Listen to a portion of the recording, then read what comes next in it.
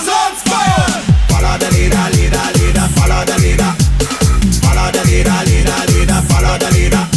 Buenos días. Como ustedes bien saben, este programa Room Service en la Selva Global obedece a una serie de razones muy personales, pero que siempre prefiero aclarar desde el principio.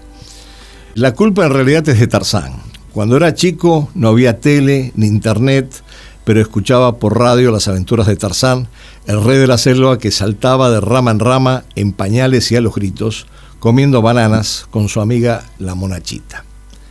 Pero mi ídolo no fue Tarzán. En el programa radial su mejor amigo era Carson, un antropólogo aventurero que no hacía ninguna de las cosas que hacía Tarzán y con toda probabilidad tampoco se alimentaba solo de bananas y tampoco se andaba por las ramas.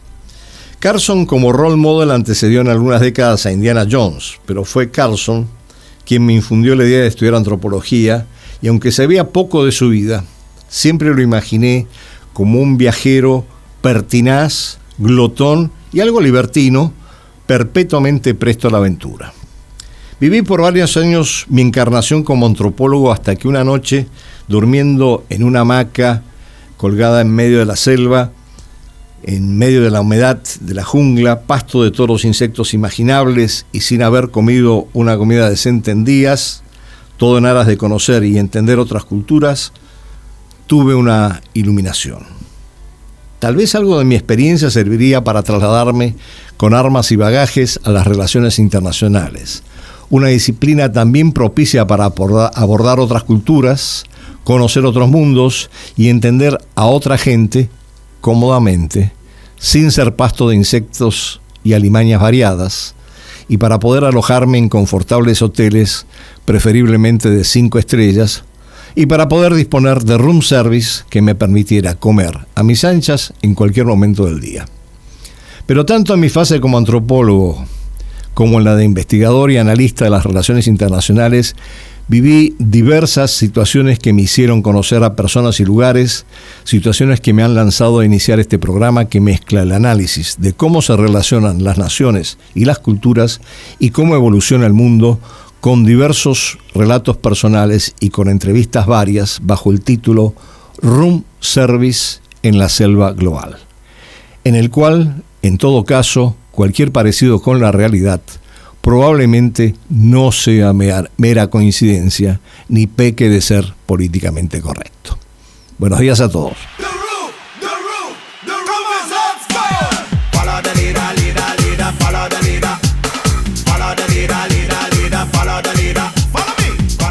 Buenas tardes a todos, gracias por seguir este programa. Hoy es una ocasión muy especial, para mí por lo menos, porque es mi cumpleaños y consecuentemente va a haber algunos pequeños cambios en el programa, no para celebrar el cumpleaños, sino para darme la oportunidad de autoentrevistarme más adelante sobre la Organización de Cooperación de Shanghái. Pero sí quiero agradecer, en razón de mi cumpleaños, todas las felicitaciones que me han hecho llegar a esta altura del partido, todavía, y faltan algunas, me imagino, particularmente de algunos grupos a lo largo y a lo ancho de América Latina y a través del océano. Quiero agradecer tanto a dos grupos en especial, el grupo de La Muela Inclemente y de A Comer, obviamente son grupos gastronómicos, todos ellos son amigos, un agradecimiento especial. A muchos amigos que están en España, en Rusia, y que también han enviado sus felicitaciones, y desde luego a las amigas que están repartidas en ambos lados, algunas que me han mandado inclusive unos videos maravillosos que han montado al respecto. Así que gracias a todos, no me voy a detener más en la celebración y vamos directamente a lo que nos toca hoy porque tenemos una semana extremadamente cargada. Primero quisiera empezar con la sección de La Otra Mirada, con 3 o 4 puntos que me parecen particularmente relevantes para ir viendo la dinámica que se está produciendo tanto a nivel regional como a nivel global. El primer punto es que Estados Unidos y Trump específicamente ha enviado más barcos al Caribe y de alguna manera la tensión con Venezuela se incrementa. Venezuela anuncia patrullajes, pero más allá de que ha llegado un nuevo navío que ha cruzado el canal de Panamá en dirección al Caribe, se han producido algunos otros hechos. Ha llegado también naves de Francia y ha habido un intercambio de disparos en la frontera entre Venezuela y Guyana, todo lo cual indica una sola cosa fundamental que hay que tener en cuenta y es el incremento de la tensión en la región. Vamos a ver cómo evoluciona más que nada porque el pretexto de estos movimientos de Estados Unidos, movimientos anfibios fundamentalmente, es la contención y el control de los grupos de narcotráfico, pero no nos olvidemos que Trump ha acusado justamente a Maduro de presidir el cártel de los soles que se maneja en la región. El segundo punto es que tengo que hacerlo muy telegráficamente. Israel atacó la capital de Yemen y golpeó cerca del Palacio Presidencial. Eso fue el lunes de la semana pasada. Y a raíz de eso nos hemos enterado que ha matado a algunos miembros del gabinete de Yemen en la represalia contra los hutíes, particularmente a el primer ministro Ahmed al-Rajawi, junto con otros miembros del gabinete. Eso fue hecho con un bombardeo muy preciso y que se reveló recién 3 o 4 días más tarde. Pero además aumenta Israel la presión sobre la ciudad de Gaza, bombardea 2 veces el mayor hospital de Gaza y mata a 20 personas, entre ellas a 5 periodistas, lo cual ha causado muchísima reacción negativa en el mundo. Y sigue el avance sobre la ciudad de Gaza y la presión para que se desplacen los habitantes de la ciudad hacia otros lugares en el marco de esta ofensiva. Hay que señalar también que ha habido masivas protestas por los rehenes y el fin de la guerra en Israel mismo, y hay una serie de acusaciones sobre desapariciones forzosas por parte del ejército israelí. En todo caso, Israel declaró la ciudad de Gaza como zona de combate y frena el ingreso de alimentos, y en este sentido hay que agregar que ha partido una flotilla con más de 300 activistas por la paz para llevar suministros a la región de Gaza y a lo que probablemente no llegue a la zona de combate en este momento. Tercer dato importante vinculado con Estados Unidos es que Estados Unidos desafía la independencia del Banco Central y destituye a una de sus directoras nombradas por Biden. Esto está provocando muchísimo alboroto dentro de Estados Unidos porque también va acompañado de, obviamente, un embate a la Reserva Federal que abre una batalla totalmente inédita en Estados Unidos. Segundo punto con respecto a Estados Unidos, importante, rigen ya los enormes aranceles de Estados Unidos contra la India y vamos a ver que eso se refleja en lo que voy a hablar después sobre la Organización de Cooperación de Shanghái, que hasta este momento había sido uno de sus mayores aliados en Asia, pero hay un revés judicial para esta guerra de aranceles que ha iniciado Trump, porque se declararon ilegales los aranceles por parte de un tribunal en Estados Unidos. Y el otro punto relacionado con Estados Unidos, que también es muy importante desde el punto de vista del derecho internacional y de los acuerdos para el establecimiento de la Organización de Naciones Unidas y la sede en Nueva York, es que Estados Unidos ha suspendido las visas a los palestinos para entrar a Estados Unidos para la Asamblea General de las Naciones Unidas, en donde justamente va a haber una fuerte presión para debatir la creación de del mecanismo de 2 estados, palestino y el israelí, es decir, el reconocimiento de un Estado palestino. Y finalmente, como parte de toda esta dinámica tan agitada de esta semana, lo que tenemos es que a principios de la semana Ucrania atacó a Rusia y en particular una central nuclear. Por suerte no ha habido derrames en territorio ruso. Eh, Rusia obviamente denunció este hecho, pero las negociaciones siguen totalmente, obviamente, siguen totalmente estancadas Y en represalia, Rusia golpeó el centro de Kiev con el mayor ataque desde la cumbre en Alaska. Fue un ataque muy poderoso, con cantidad de misiles y drones, que afectó a la capital de Ucrania. Eh, este ataque se produjo justamente 2 semanas después de la reunión de Putin con Trump en Alaska. Y en este contexto hay un hecho extraño que nadie termina todavía de aclarar, que han asesinado a un líder clave en Ucrania, un líder que ha sido presidente del Parlamento, Andrei Parubi, eh, que ha participado desde la Revolución Naranja y particularmente en la revuelta en el Maidán, que desplazó al presidente Yanukovych y lo forzó a huir a Rusia, y con lo cual se inicia toda esta sucesión de hechos que derivan finalmente en la operación especial eh, por parte de Rusia en territorio ucraniano. El asesinato fue a tiros en plena calle, en la ciudad de Lvov, y bueno, obviamente están buscando identificar quiénes son los responsables. Todavía eso estamos en veremos, probablemente tengamos alguna noticia en la semana. Eh, Dos noticias relacionadas con el conflicto en Ucrania. Por un lado, obviamente hay como una especie de silencio, una espera por parte de Trump, que no ha reaccionado todavía frente a los pocos avances en términos del acuerdo de paz. Pero hay una noticia de que Turquía afirma que Rusia flexibilizó algunas de sus exigencias territoriales sobre Ucrania. Esta es una noticia no confirmada, viene por parte de una serie de agencias, pero está por verse, particularmente porque también el presidente Erdogan va a asistir a la organización, a la cumbre de la Organización de Cooperación de Shanghái, sobre la que vamos a conversar ahora.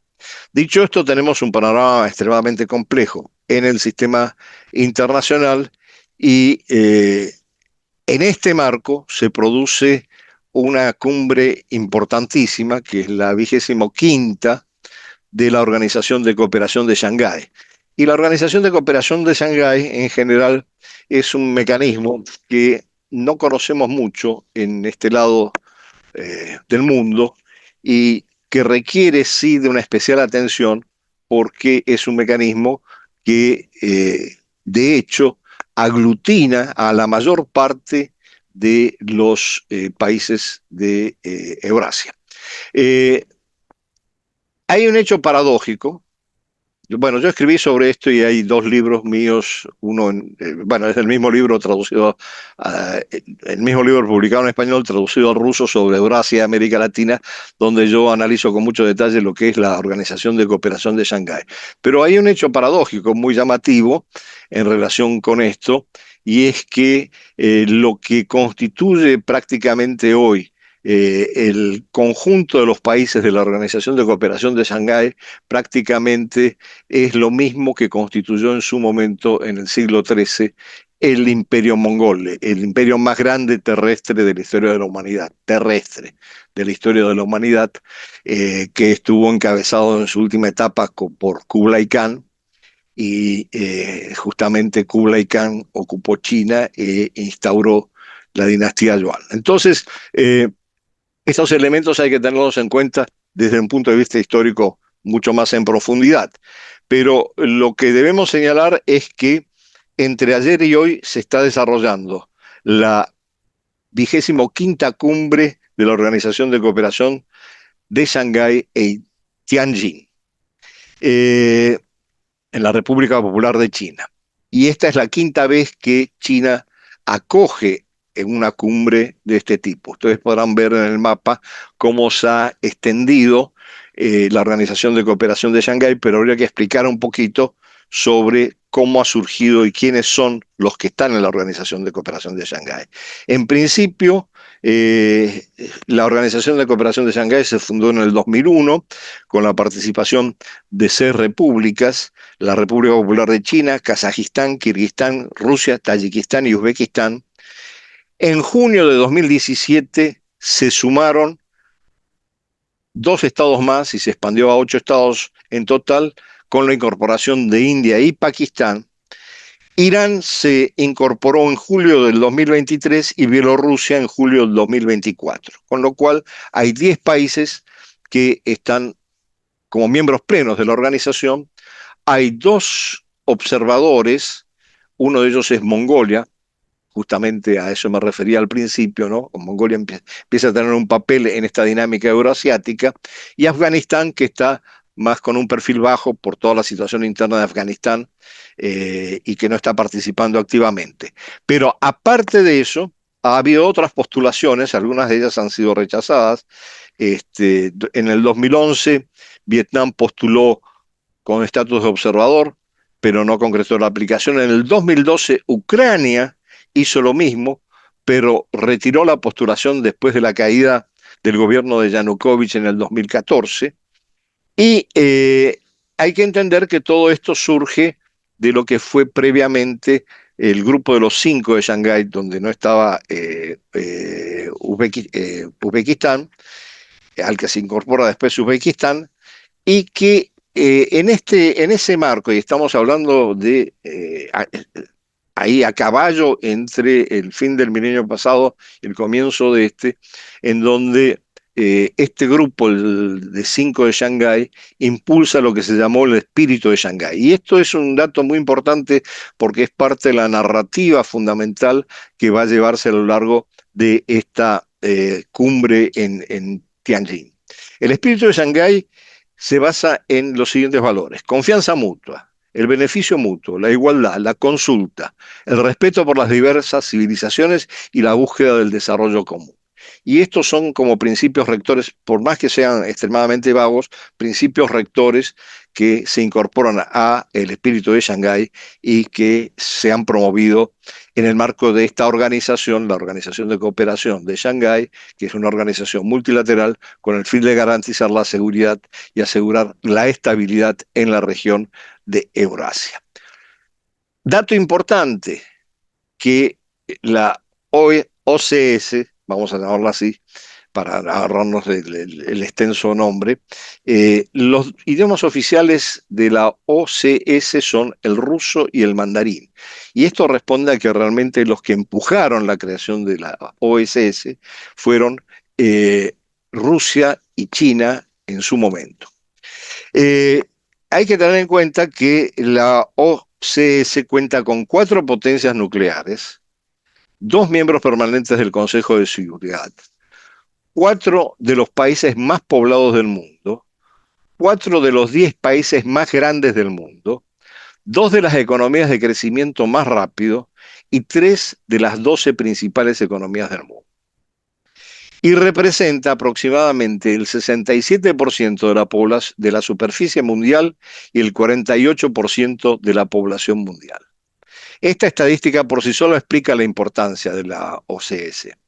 Es una plataforma clave para mantener la seguridad y la cooperación económica en la vasta extensión territorial eurasiática. Y aquí ya hemos visto el mapa de expansión de la OCS, de manera que ya tenemos una idea cómo se ha ido proyectando, incorporando nuevos miembros, algunos de diálogo, observadores, que son relevantes en el proceso de constitución de la Organización de Cooperación de Shanghái. Ahora, hay un dato que no se menciona en general. Las pocas veces que la prensa menciona esto, ahora sí le han estado prestando atención por una serie de razones que vamos a ver al final.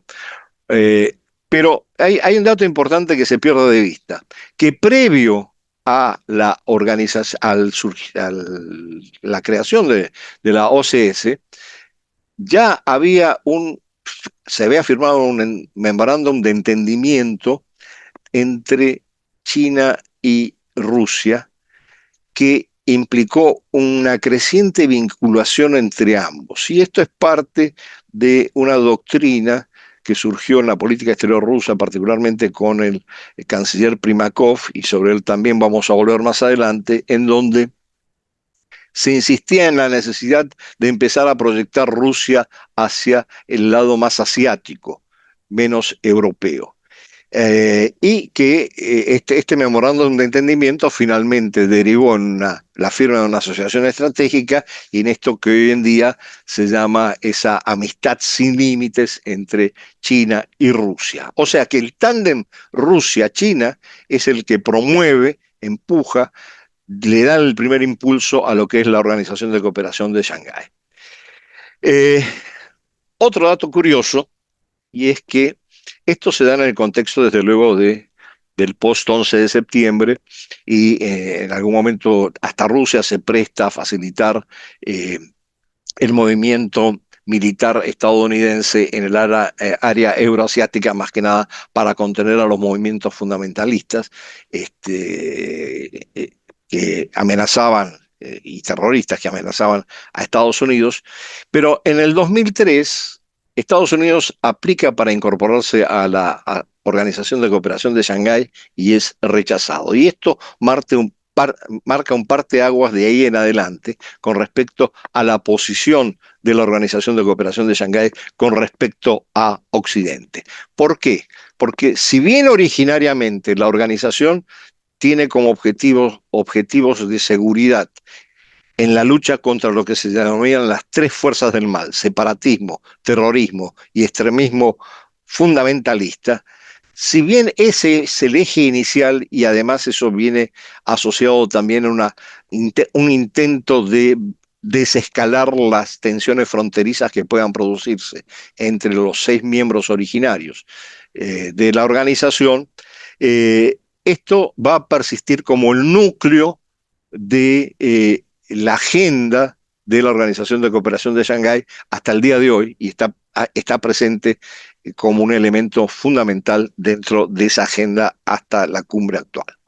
Eh, Reitero entonces que la OCS es la organización regional más grande del mundo en términos de alcance geográfico y población, abarcando aproximadamente el 24% de la superficie total mundial, el 65% de Eurasia en realidad, y el 42% de la población mundial.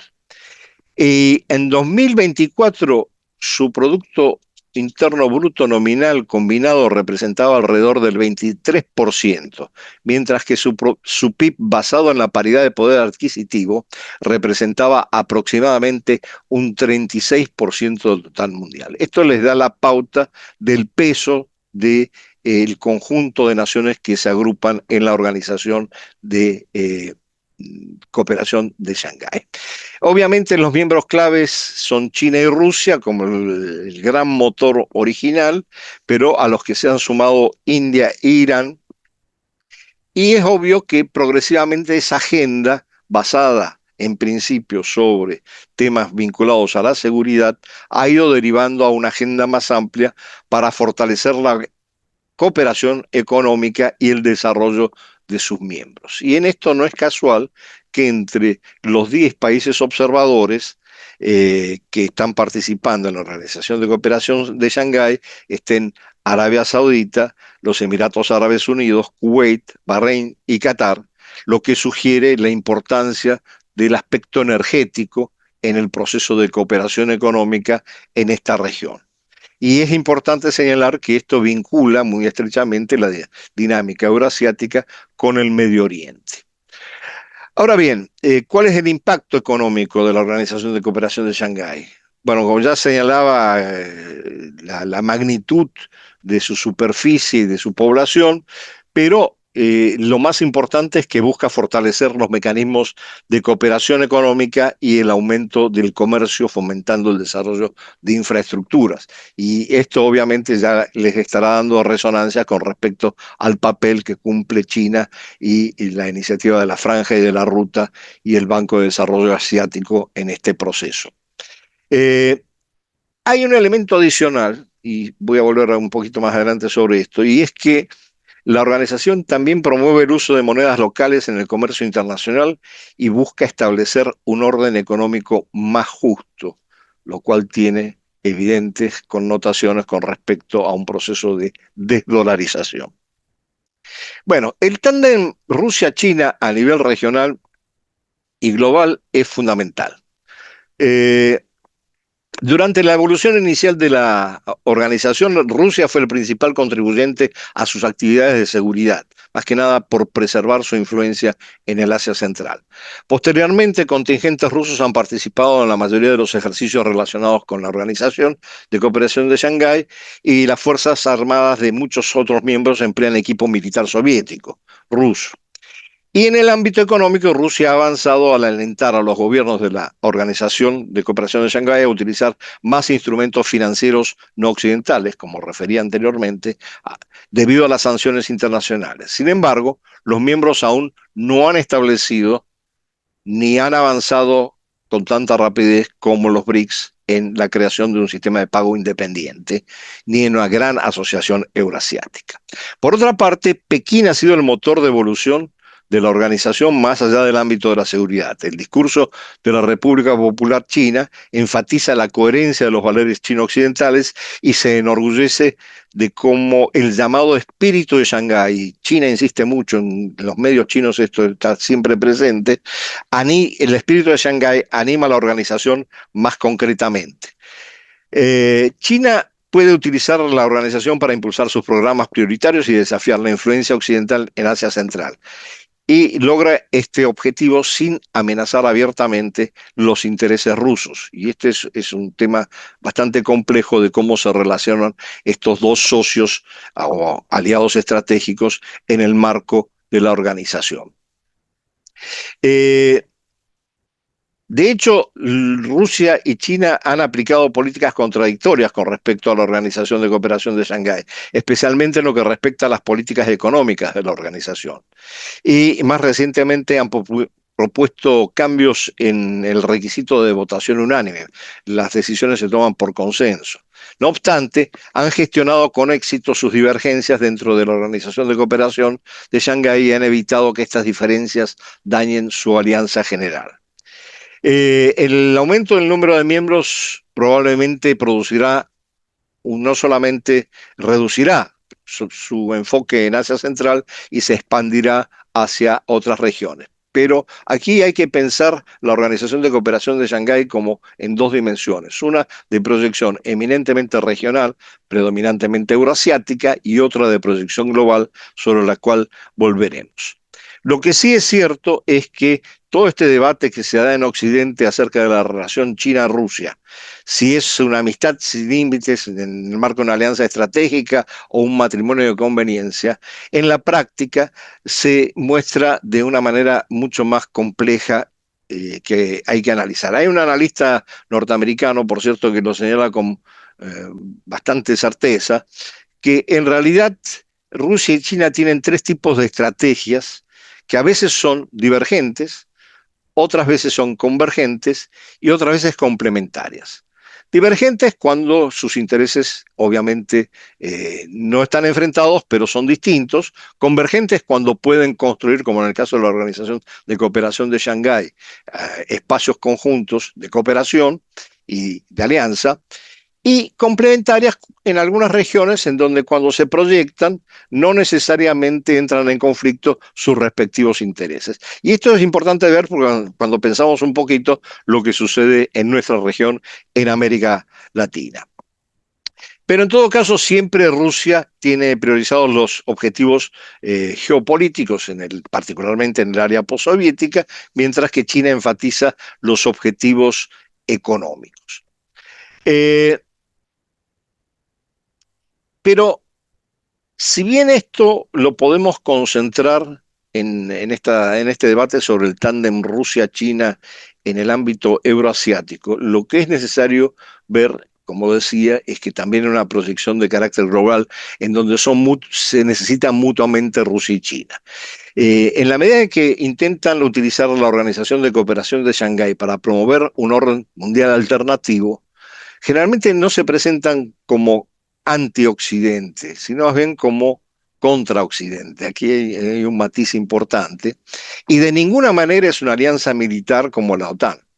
Eso hay que dejarlo bien en claro. Es una plataforma adicional sí, para que China demuestre su creciente posición a nivel mundial, pero Rusia también la aprovecha para eso. Y de hecho ha habido reuniones específicas, eh, por ejemplo en el caso de América Latina, promovidas por Rusia, sobre la relación entre Rusia y América Latina y Eurasia.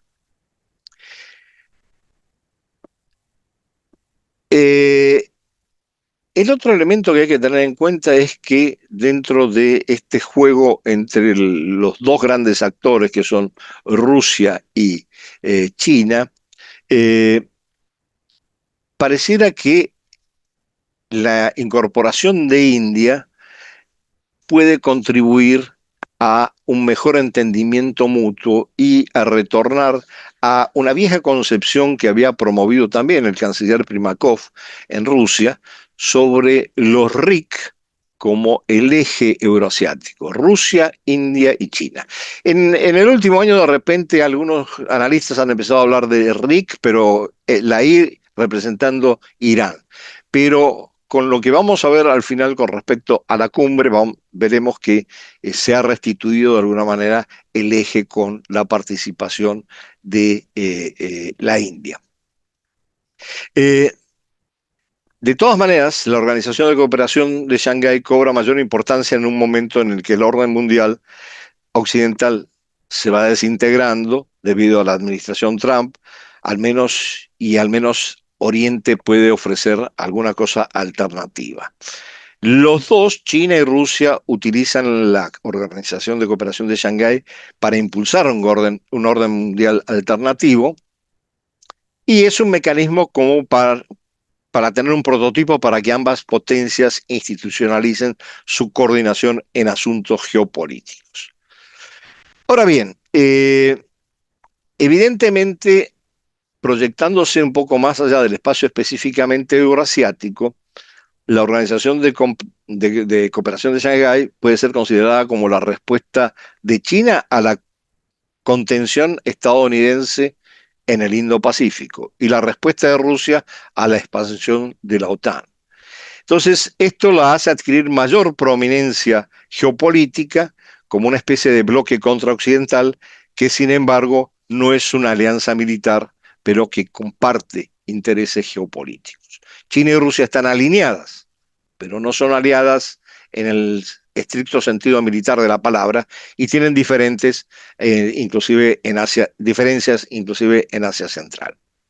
Ahora, la India, y aquí entramos en el tercer factor, que se unió en 2017, debe equilibrar su interacción con las principales potencias, China, Rusia y Occidente. La India siempre ha estado en esa posición de autonomía estratégica en donde se ubica con los distintos rivales que compiten en el sistema internacional, tratando de mantener un cierto grado de equilibrio, lo cual está modificándose por la situación de los aranceles sobre los cuales vamos a volver en algún momento. Pero también hay que tener en cuenta que aparte de estos tres grandes poderosos actores, más Irán, más Turquía, que está asistiendo de observador en este momento a la cumbre, siempre ha habido tensiones internas entre distintos miembros de la organización: India-Pakistán, India-China, Armenia-Azerbaiyán, Kirguistán y Tayikistán. Pero siempre se ha tratado de evitar que escalen las tensiones eh, fronterizas y tratar de manejarlas desde la perspectiva de la Organización de Cooperación de Shanghái. Eh, es importante señalar que la organización no ha condenado a Rusia por la operación especial en Ucrania, y más bien ha tendido a ir construyendo una narrativa antioccidental común, al punto tal que inclusive tanto China como Rusia han condenado a Israel y criticado indirectamente a Estados Unidos en su papel en el conflicto en Medio Oriente.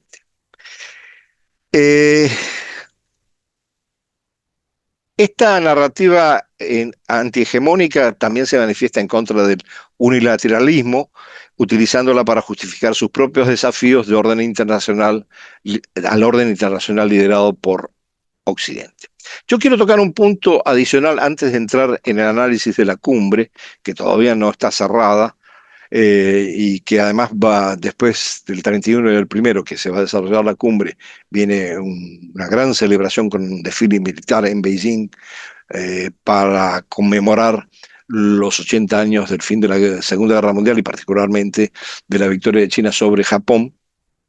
Pero este es otro tema. Yo quisiera tocar un tema que me parece muy importante porque en la misma medida que la Organización de Cooperación de Shanghái apunta con frecuencia a señalar que representa al sur global, y China es un actor muy importante en esta narrativa, también hay un paralelo y una serie de coincidencias con los BRICS. Eh, Al punto que se podría decir que la organización es hermana de los BRICS, que potencia la influencia china y rusa en el sur global con especial atención a Asia y Oriente Medio, y que sirve de contrapeso, eventualmente a través de todas las instituciones y mecanismos que ha creado al orden liberal internacional. En este sentido, algo que se estaba esperando de la cumbre que se está realizando en este momento tiene que ver con dos elementos que son muy parecidos a los que se han desarrollado en el marco de los BRICS. Uno es la creación de un banco de desarrollo de la Organización de Cooperación de Shanghái. Esto está en veremos, vamos a ver cómo se desarrollan los debates en la cumbre. Y la segunda es el formato Organización de Cooperación de Shanghái Plus, con la incorporación de nuevos miembros, en lo cual también hay un paralelismo evidente con respecto a los BRICS. Y esto, más que nada, en el sentido de la creación de un cinturón de socios a el núcleo de la organización que permitan ampliar, expandir su influencia, pero que también dificultan generalmente la construcción de consensos. Hay que tener en cuenta que cuando hablamos de las organizaciones de los BRICS, actualmente 4 miembros principales de los BRICS, India, Irán, China y Rusia, también son miembros del núcleo de la Organización de Cooperación de Shanghái. Entonces, estos son puntos que hay que tener en cuenta porque hay en el debate sobre la institucionalización de las dos organizaciones hay muchas veces puntos de cruce y de mutua inseminación, si ustedes quieren, con respecto a cómo desarrollarlo. Y aparte de esto, lo que habría que señalar es que la Organización de Cooperación de Shanghái ha tenido una proyección también con los otros organismos regionales. A la cumbre está asistiendo el secretario general de la Asociación de Estados del Sudeste Asiático, de la Unión Económica Euroasiática, de la Comunidad de Estados Independientes. Entonces, hay toda una serie de organizaciones, aparte de las Naciones Unidas, que estaba el secretario general Guterres, que de alguna manera están presentes en esta dinámica euroasiática, de foco euroasiático, pero de proyección crecientemente global. Ahora, la pregunta que uno se hace es ¿para qué sirven los BRICS? Algunos analistas dicen que no tienen ningún propósito claro, que ha sido ineficaz e irrelevante, que en realidad tiene una función multipropósito, abarca demasiado, en algunas cosas sí se concreta. Hay un elemento en que sí se ha concretado, que es en el mecanismo de lucha contra el terrorismo, que es un mecanismo que sí ha funcionado bien, pero las distintas formas de cooperación que se plantean, básicamente en seguridad, economía y cultura, bueno, todavía no tienen la concreción que se quisiera. Pero yo creo que hay un punto en donde se pierde de vista no lo que ha logrado en términos de concreciones la Organización de Cooperación de Shanghái, sino lo que ha logrado en términos de que no se produzcan cosas, no sucedan cosas. Y en ese sentido, si bien no ha sido un mediador o un factor de resolución de conflictos, la Organización de Cooperación de Shanghái ha logrado una ausencia de conflicto en ese ámbito tan grande como es el ámbito euroasiático.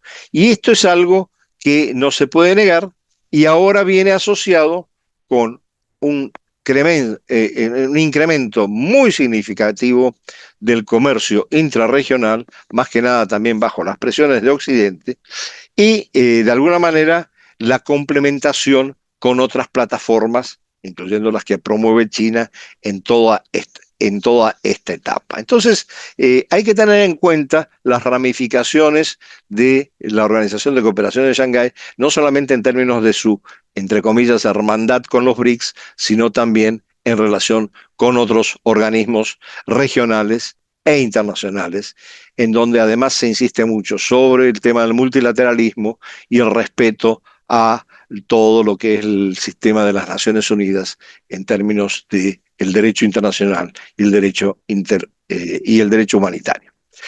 Yo diría que, en conclusión, y dado que ya se nos está agotando el tiempo, y la Organización de Cooperación de Shanghái existe desde hace casi 3 décadas, ha servido como foro para promover la cooperación y resolver conflictos, particularmente entre China, Rusia y los estados del Asia Central. Su éxito relativo debe medirse tanto en términos de lo que no ha sucedido como más de lo que sí ha sucedido. El aumento de las inversiones chinas y la cooperación en materia de seguridad en los estados de Asia Central han sido claves en este sentido, y esto resulta atractivo para otros miembros que quieren incorporarse a la organización. Bueno, en todo caso se verá a partir de esta cumbre si todo esto se diluye o se potencia en términos de una plataforma que genere más cooperación en el ámbito euroasiático, a pesar de las reservas de algunos observadores occidentales, que generalmente son muy reticentes a aceptar logros de la Organización de Cooperación de Shanghái. Pero lo que tenemos que tener en cuenta es esto que ya estaba señalando y que hay que repetirlo. Es una organización que se ha focalizado originariamente en el ámbito regional, se ha expandido y ahora tiene una proyección internacional en donde parece oponerse a la influencia del orden liberal internacional liderado por Estados Unidos y sus organizaciones heredadas como el G7 y la OTAN, sin convertirse en una OTAN. Y para concluir, la gran pregunta es, bueno, ¿qué podemos esperar de esta cumbre de Tianjin? Bueno, es de hecho uno de los eventos más significativos de cooperación internacional que se han venido dando. Y ahí se va a discutir el futuro de la Organización de Cooperación de Shanghái, básicamente a través de la reunión del Consejo de Jefes de Estados y de otros mecanismos. Se va a evaluar el progreso de la Organización de Cooperación de Shanghái a 25 años de creada y se van a definir estrategias para su desarrollo futuro, para promover la estabilidad y el progreso a Eurasia en el futuro, de Eurasia en el futuro, y a reforzar la unidad pese a la diversidad de sus miembros, ofreciendo respuestas coordinadas frente a la inestabilidad global y a la evolución de la economía global en este momento. Yo creo que en esto, y para cerrar, y más allá de que hayan asistido 20 líderes mundiales y 10 organismos, entrando por sus secretarios generales, lo que vemos desde una perspectiva geopolítica es que la llegada de Modi a China después de 7 años de la última visita responde muy claramente a las presiones de Estados Unidos con la imposición de aranceles del 50% por la compra de petróleo ruso. Y aquí hay un esfuerzo evidente de Estados Unidos de romper el vínculo muy estrecho histórico y anterior en muchas décadas entre Rusia y la India.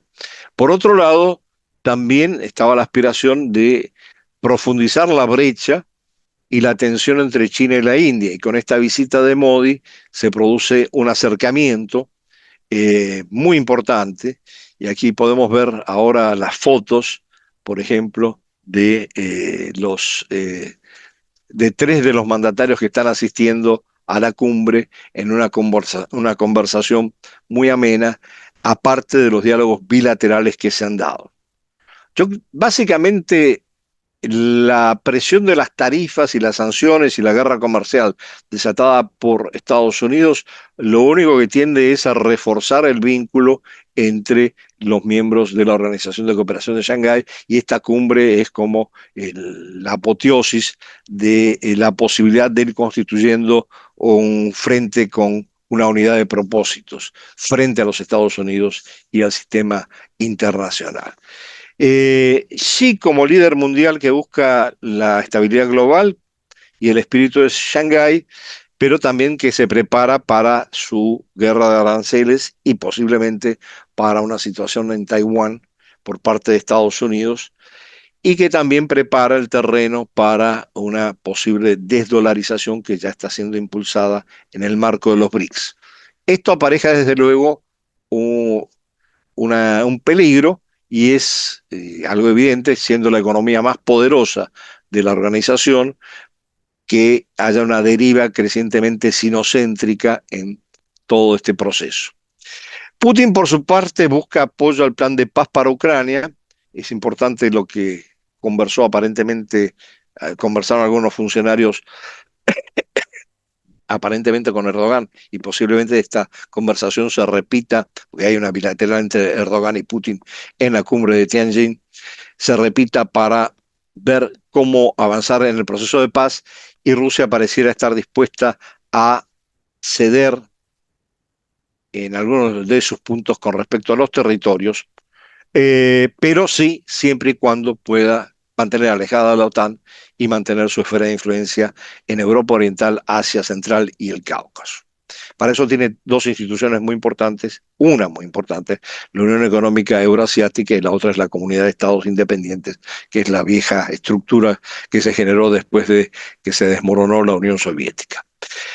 Modi, por su parte, va a buscar reafirmar la autonomía estratégica de India, pero también reforzar su acercamiento a China. Y esto hay que tener en cuenta algo que siempre se pierde de vista cuando hay un conflicto, que en realidad la interdependencia económica entre China y la India es muy grande, y es muy difícil un desacoplamiento de las dos economías. Así que esto predispone a que se dé este acercamiento, a pesar de que la India pueda seguir perteneciendo al Quad. Hay que señalar, y esto también es un dato importante, que Modi viaja a China, si no me equivoco, y si no estoy equivocado en mis fuentes, de Japón, donde ha estado previamente de visita.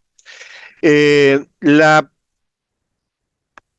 participación de Turquía tiene que ver, bueno, por un lado con lo que señalaba con respecto al proceso de paz en Ucrania, pero además con el hecho de que también Erdogan, dado su fracaso en incorporarse a la Unión Europea, a pesar de su pertenencia a la OTAN, cada vez busca nuevas alternativas en las cuales participar en esta dinámica global tan compleja. ¿Qué podemos esperar en términos finales de la cumbre? Seguramente Xi, que ha hecho un gran esfuerzo para tener esta gran reunión cumbre, va a tratar de promover algún tipo de declaración conjunta. Puede ser que sea limitada y declarativa, pero declaración al fin. Y de todas maneras ha utilizado este espacio, al igual que otros líderes, para reuniones bilaterales y para reforzar lazos que de alguna manera constituyen alternativas frente a las presiones impuestas por la administración Trump a muchos de estos países. Yo creo que con esto tenemos un panorama relativamente más claro de qué es la Organización de Cooperación de Shanghái y para qué ha servido. Yo espero que las fotos últimas de los tres líderes de la India, Rusia y China muestren claramente cómo se está articulando un frente alternativo ante las políticas de Trump a nivel global. Yo les agradezco mucho por haber estado escuchando esto. Ojalá que les haya servido para tener una comprensión más cabal de la importancia de esta cumbre y de a dónde nos puede estar llevando. Hay muchas preguntas que están todavía en el aire porque la cumbre no ha finalizado, por lo menos nosotros no nos ha llegado la información, y seguramente también va a haber otros elementos que surjan con el desfile militar del día de mañana en Beijing, en donde Va a participar además Kim Jong-un, lo cual también es una señal muy, muy importante para Occidente. Bueno, y dicho todo esto, como es habitual, y para aliviarles un poco el estrés de escuchar estas cosas a nivel global, vamos a la lectura de un breve relato para redondear el programa. El relato se llama El Loa que tomaba vodka, y en el relato se explica lo que es un Loa. La parte oriental de Cuba recibió en su momento una importante migración de trabajadores haitianos, de manera que en las cercanías de Santiago se asientan varias comunidades de esa nacionalidad. En general existe bastante discriminación hacia esas comunidades y los vínculos con el resto de la sociedad cubana no son muy fluidos por la desconfianza mutua existente. Además, estas comunidades se asocian a la práctica del vudú, lo que genera suspicacias en el resto de la población, pese a que la versión local de la santería está ampliamente difundida. Viajé por primera vez a Cuba por invitación de Casa de las Américas a finales de los 70. Ya había publicado un libro sobre Guyana y había interés de conocer sobre este país. Entre otras razones porque se preparaba un viaje oficial y un intercambio cultural entre La Habana y Georgetown, la capital de Guyana. De manera que me organizaron una gira para dar algunas conferencias, tanto a especialistas como a grupos culturales. Entre estos, me tocó hablarles de Guyana a los miembros de un ballet juvenil que en realidad mostraron nulo interés en el tema, aunque estaban excitados con la posibilidad de viajar fuera de Cuba.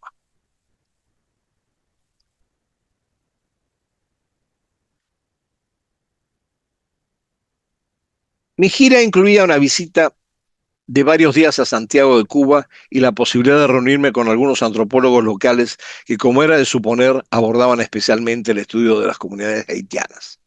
Recuerdo que en el aeropuerto de Santiago me recibió el poeta local, Kriskowski, no sé si era su sobrenombre o su apellido, y después de los saludos de rigor me dijo que antes de ir al hotel debíamos visitar al director de la Casa de Cultura. Eran como las 4 de una tarde sofocante cuando llegamos, bajo un calor tórrido y empapados de sudor, al sitio. El director nos recibió en una pequeña oficina sin ventilar y sin aire acondicionado. Todos estábamos transpirando profusamente y tratando de abanicarnos con algún objeto idóneo cuando el poeta reclamó por una botella de un ron para agasajarme. Era la época de las estrechas relaciones con la Nicaragua sandinista y nos trajeron una botella de ron flor de caña que procedimos a beber a seco, sin hielo. El calor que sufría se intensificó. Yo no había almorzado y el efecto del ron fue devastador para mí. Pero nadie parecía darse cuenta y apenas acabada la primera botella, trajeron otra. Fue el momento en que me percaté de que mi hígado iba a tener que enfrentar unos días difíciles durante mi estadía en Santiago y que la norma cultural establecida era beber alcohol insaciablemente. Finalmente me llevaron, no recuerdo bien en qué estado, al hotel que me habían asignado. Mi habitación, con un reducido baño separado por una cortina, estaba en un segundo piso y me informaron que cada tanto no había agua y que había que acarrearla en 2 baldes por la escalera desde el nivel de la recepción si uno quería higienizarse. Esa noche no cené y me fui a dormir hambriento y transpirado bajo los efluvios de los rones que nos habíamos tomado. Pero a estos pequeños detalles logísticos, al día siguiente, mi guía, el poeta local, me llevó, pese a estos pequeños detalles logísticos, mi guía me llevó a conocer a algunos de los antropólogos de Santiago. En realidad habían sido formados como historiadores, pero no se habían pero se habían reciclado a la antropología. Recuerde que hice buenas migas con 2 de ellos con la ayuda de algunas botellas de ron local. Santiago, como mencioné, era famosa por el consumo de alcohol de su población y nosotros hicimos los honores del caso a esa fama. Conversamos mucho y salió a relucir el tema de las comunidades haitianas. Yo estaba muy interesado en conocer alguna, pero me dijeron que no era fácil visitarlas porque persistía la desconfianza hacia los cubanos. Sin embargo, al día siguiente, en una de las comunidades celebraron alguna ocasión y me dijeron que era una buena oportunidad para visitarla. Mis amigos consiguieron transporte, si no me equivoco, un destartalado al lado soviético, y enrumbamos a media mañana hacia la comunidad. Para facilitar nuestra entrada, yo había conseguido en la tienda para extranjeros 2 botellas de vodka ruso para llevar de obsequio para la celebración.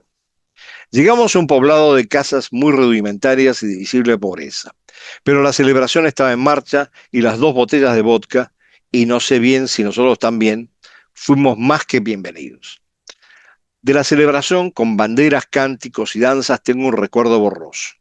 Lo que sí recuerdo es que rápidamente nos bebimos entre todos las 2 botellas de vodka, por suerte la comunidad era pequeña, y empezamos a beber sucesivas botellas de Kithei, un aguardiente de caña preparado en la comunidad y sazonado con hojas y hierbas para disimular su mal sabor.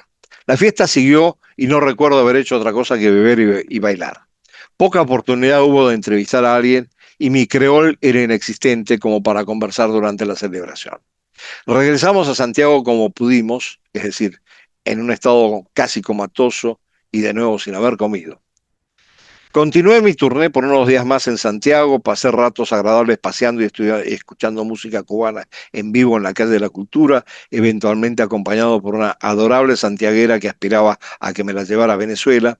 Pero no recuerdo que haya hecho una comida decente en todos esos días, y al regresar a La Habana, lo primero que hice, todavía no existían los paladares y eran pocos los restaurantes estatales atractivos, fue irme a un hotel a comer. Y después de algunos otros episodios de la Cuba de finales de la década del 70, antes que impactara de lleno el periodo especial en la década del 90, regresé a Caracas. Meses después me llegó una carta de uno de los amigos antropólogos de Santiago.